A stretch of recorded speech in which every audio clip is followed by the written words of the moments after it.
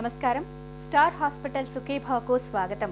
ఈ రోజు సుఖీభవలో బద్ధకపు జీవన శైలితో గుండెకు చేటు. పిల్లల లంచ్ బాక్స్ లో ఏం పెట్టాలి? మలేరియాపై విజయం దిశగా. సాఫ్ట్ టిష్యూ ట్యూమర్స్ అంటే ఏంటి? ఇంకా సమస్య, సలహా, హెల్త్ టిప్.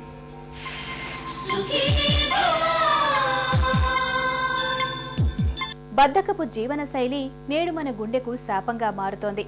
గంటల కొద్దీ కుర్చీలకో సోఫాలకో అతుక్కుపోవడం, పనులన్నింటినీ చాలా వరకు యంత్రాల సాయంతో నడిపించుకోవడం మూలంగా ఇవాళ మన శరీరాలకు చాలినంత శ్రమ ఉండటం లేదు.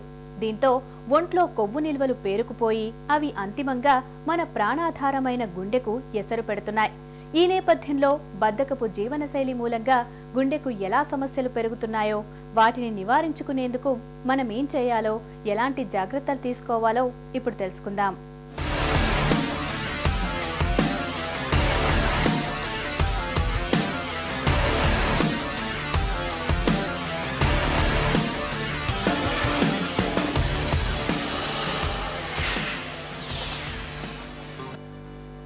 మనిషి బుద్ధిజీవి.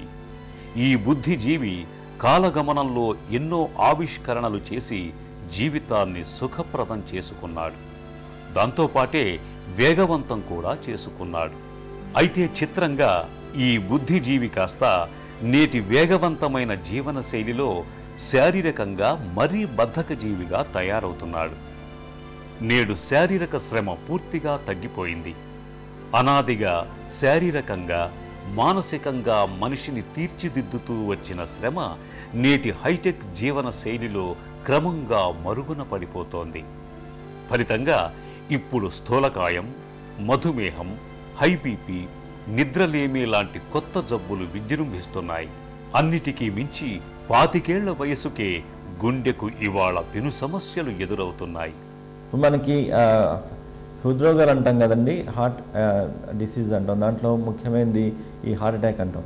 ఈ హార్ట్ అటాక్ సంబంధించిన రిస్క్ ఫ్యాక్టర్స్ అంటే ఎవరికి వస్తుంది హార్ట్ అటాక్ కామన్గా అని ఆలోచిస్తే మనకి చాలామంది తెలుసు, మన సామాన్య ప్రజలకు కూడా తెలుసు హార్ట్ అటాక్ వచ్చడానికి రిస్క్ ఫ్యాక్టర్స్ ఏమిటని. మనం ఏం చెప్పుకోవాలంటే ముఖ్యమైన రిస్క్ ఫ్యాక్టర్స్ ఒకటి షుగర్ అంటే పేషెంట్స్ అంటే మధుమేహము, రక్తపోటు అంటే హైపర్ టెన్షను, లేకపోతే ఈ కొలెస్ట్రాల్ అధికంగా అవ్వడము, స్మోకింగు, తర్వాత ఈ స్థూలకాయము, వంశపరంపరంగా వచ్చే ఈ జెనెటిక్ ఒక ఇన్ఫ్లుయెన్స్ వల్ల కానీ సెడెంటరీ లైఫ్ కూడా ఒక ఇంపార్టెంట్ రిస్క్ ఫ్యాక్టర్ కింద గుర్తించాం మనం. ఈ సెడెంటరీ లైఫ్ అనేది మనం తీసుకుంటే ఎంత మాత్రం ఇది మనకి దారి చేయొచ్చు హార్ట్ అటాక్ రావాలనుకుంటే, మనం ఉదాహరణకి స్మోకింగ్ చేస్తున్నాం అనుకోండి. స్మోకింగ్ ఎంతైతే మనకి ఈ హృద్రోగాలకి మనకి దారితీస్తుందో ఉదాహరణకి అంతవరకు మనం అనుకోవచ్చు ఈ సెంట్రల్ లైఫ్ కూడా రిస్క్ ఫ్యాక్టర్ కింద. 6 ఫ్యాక్టర్ కింద మేము ఒక తగ్గట్టు వేసి చూస్తే స్మోకింగ్ ఎంతైతే మనకి దారితీస్తుందో హార్ట్ అటాక్ రావడానికి, అలాగే సెడెంటరీ లైఫ్ కూడా అంత దారితీస్తుంది మనకి హార్ట్ అటాక్ రావడానికి. గుండె మనిషి ప్రాణానికి ఆయువు పట్టు, శరీరాన్ని సజీవంగా నిలిపే అలుపెరుగని శ్రమజీవి. ఇంతటి కీలకమైన అవయవానికి నేడు అడుగడుగునా అవరోధాలు ఎదురవుతున్నాయి. శరీరానికి చాలినంత శ్రమ కల్పించకపోవటం మూలంగా బరువు పెరగటం, ఒంట్లో కొలెస్ట్రాల్ నిల్వలు పెరిగిపోవటం, అధిక రక్తపోటు వంటి సమస్యలు వచ్చి పడుతున్నాయి. ఫలితంగా హార్ట్ అటాక్ ప్రమాదం పెరుగుతోంది. బద్ధకపు జీవన శైలిని వదిలించుకొని శరీరానికి తగినంత శ్రమను కల్పించటాన్ని అలవాటు చేసుకుంటే ఈ విపత్తులను మనం చాలా వరకు తప్పించుకోవచ్చు. గుండెను చక్కటి ఆరోగ్యంతో ఉంచుకోవచ్చు. ఈ సెడెంటరీ లైఫ్ ఉన్న వాళ్ళకి హార్ట్ అటాక్ వచ్చే అవకాశం ఉంటుందండి. ఆల్రెడీ హార్ట్ అటాక్ వచ్చి ఉంటే కూడా ఎవరికైనా వాళ్ళు సెడెంటరీ లైఫ్ ఉన్నారంటే వాళ్ళకి హార్ట్ వల్ల వచ్చే మృత్యు అంటే హార్ట్ అటాక్ వల్ల వచ్చిన వాళ్ళకి ఈ ప్రాణం కోల్పోయే అవకాశం అనమాట. ఇది మోర్టాలిటీ అంటాం అనమాట. హార్ట్ అటాక్ సంబంధించిన మోర్టాలిటీ ఏదైతుందో అది కూడా చాలా ఎక్కువగా ఉంటుంది.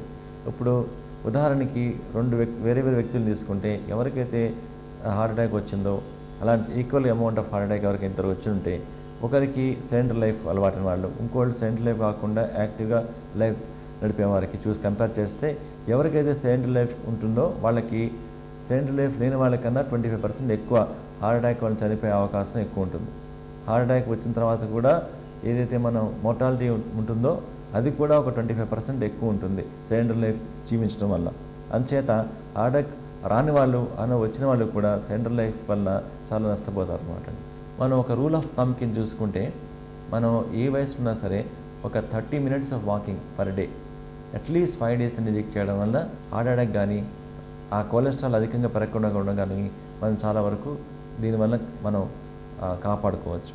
అదేవిధంగా మనం ఈ 30 minutes కాకుండా మనం ఇంత కొంచెం ఎక్కువ ఎక్సర్సైజ్ చేస్తే, ఫర్ ఎగ్జాంపుల్ ఉదాహరణకి ఒక 1 hour of walking every day at least 5 to 6 times in a week చేసుకుంటే దీనివల్ల మనం వెయిట్ కూడా తగ్గే అవకాశం ఉంటుంది. వెయిట్ తగ్గడం అనేది చాలా ముఖ్యమైన విషయం. మనకి వెయిట్ తగ్గడం వల్ల మనకి లైఫ్ ఒక లాంజివిటీ పెరుగుతుంది. రిస్క్ ఫ్యాక్టర్స్ ఏవైతే ఉంటాయో బ్లడ్ ప్రెషరు, షుగరు, తర్వాత ఈ కొలెస్ట్రాల్ పెరగడం అనేది, హార్ట్ రావడం అది కూడా బాగా తగ్గిపోతుంది. ముఖ్యంగా ఈ ఎక్సర్సైజ్ చేయడం వల్ల, ఈ సెడెంటరీ లైఫ్ అవాయిడ్ చేయడం వల్ల మనకి ఒక మనసుకి ఆహ్లాదం కూడా కలుగుతుంది. అంటే ఇది ఒక విధమైన యూఫోరియా అంటాం. యూఫోరియా అంటే ఒక మనసుకు ఒక విధమైన హ్యాపీనెస్ అన్నమాట. ఆ హ్యాపీనెస్ అనేది చాలా చాలా ముఖ్యం మనకి.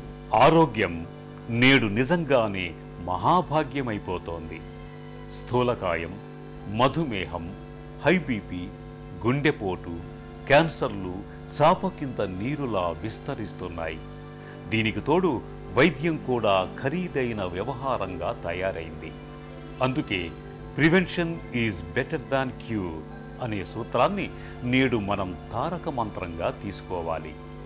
ఆహార నియమాల్ని ఖచ్చితంగా పాటించటంతో పాటు శారీరక శ్రమను కల్పించే వ్యాయామాల్ని మనం జీవితంలో అంతర్భాగంగా చేసుకోవాలి.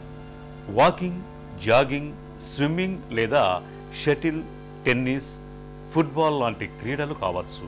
నిత్యం 1 గంట సేపైనా వీటిని సాధన చేయటాన్ని అలవాటుగా మార్చుకోవాలి.